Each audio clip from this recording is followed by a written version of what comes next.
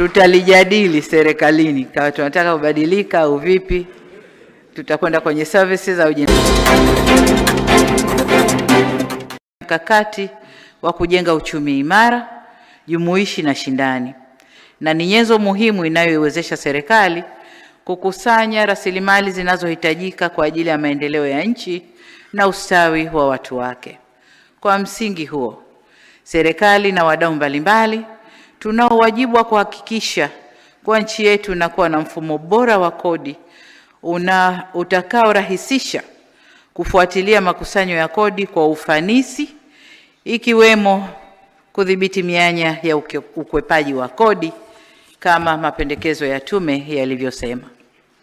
Vile vile, maboresho ya mfumo wa kodi ni nyenzo muhimu katika safari yetu ya kufikia malengo ya muda mrefu ya maendeleo ya taifa letu yaliyoainishwa katika dira yetu ya 2050, ambayo ni kujenga Tanzania yenye uchumi imara unaoongozwa na uzalishaji unaoshindana kimataifa na unaowanufaisha wananchi wengi zaidi. Hayo ndio malengo yetu kwenye dira, na huko ndiko tunakoelekea.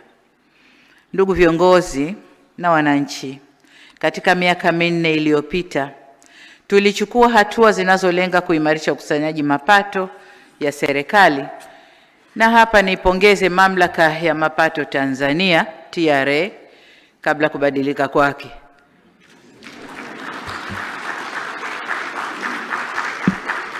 Tutalijadili serikalini kama tunataka kubadilika au vipi.